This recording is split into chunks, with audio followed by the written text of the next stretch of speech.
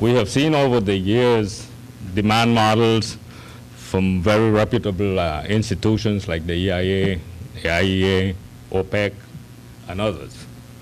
The model they use seems quite adequate, since their outlooks vary by at most 1%. They're probably using the same model, I don't know. What you haven't seen is a supply model. It has been tacitly assumed that supply will always meet demand, and that may not be always true. There's only one way to increase production, and that's by increasing reserves. And there are only two ways of increasing reserves. You either find new reserves or you add reserves from EOR. There's no other way. Onshore and offshore, we are discovering roughly 10 billion barrels of oil a year. That's what the new reserves that we discovered, 10 billion. But we are producing 26 billion barrels of oil a year. So the ratio of production to reserves is obviously completely out of whack. And that's why we are where we are. But the problem is, are we running out of oil? That's a different problem. Far from it is the answer. Could I have the next slide? We have this particular graph, table shows you oil. OOIP is original oil in place. This is the oil that has been discovered to date in the last 100 years. I've divided it up into two parts. This is traditional oil, which is traditional light, sweet oil that we've discovered during the years. On the right, we have the heavy oil sands that in Canada and the Orinoco, which are originally they were unconventional, now they're conventional. But as you can see, if you add up, these are the 13 largest holders of resources in the world. If you add them all up, for the total world, we have 11 trillion barrels of oil we have discovered, 10.9. 11 trillion barrels of oil have been discovered.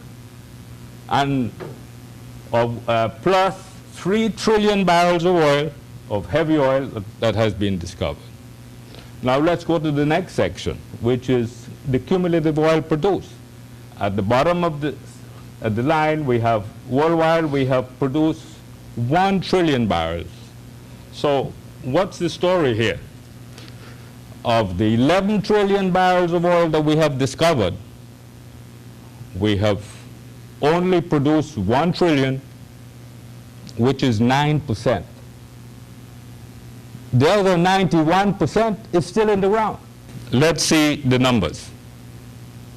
As of now, global finding and development costs around $14 a barrel. This is new reserves, a barrel of new reserves. Finding new reserves. Remember, we talked about new reserves and added reserves.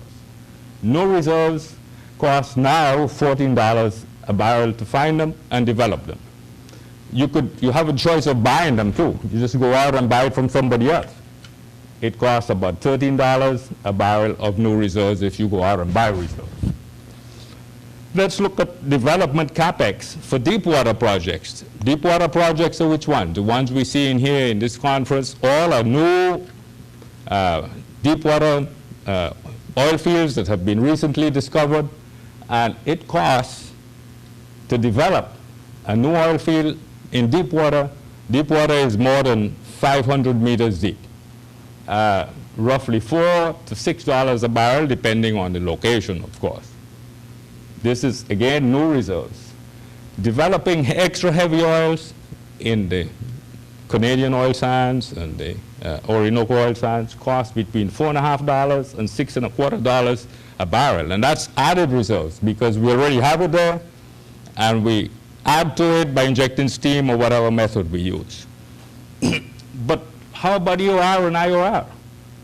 It's just $2 to $4 to a barrel of added reserves compared to 14 up here to go out and find. A few years ago, these numbers were inverted. Well, not inverted, but this number wasn't 14. It was between 2 and 4. It's no longer between 2 and 4. So when it was between 2 and 4, it was much easier to go out and find new reserves than to do EOR, which is more complex and more sophisticated. Technologically, we can recover 70% of the oil in place. As I said, we'd only produce 10%. Using typical technology today, we can, the bulk of the world resources, the recovery factor is barely 22%. Using current technology and what we're doing today, it's like 22%. We have only recovered 10%. But if technologically we can get up to 70%, we have a pretty broad range, a pretty broad window from 22 to 70% to work with. We don't have to, as a matter of fact, we don't even have to go out and look for new oil. We have it right down there. We don't even have to worry about the heavy oils in Canada, which is quite expensive and energy expensive and environmentally expensive to produce. Because at best, the Canadian oils, it may be 3 trillion barrels, but at best, we can get out just 30%. Of the light and traditional oils that we have, of which we have 10 trillion down there, we can get up 70%. So it's a matter of choice, right? This is the real EOR challenge. Because now we're talking about added reserves, because new reserves are pretty hard to come by, okay?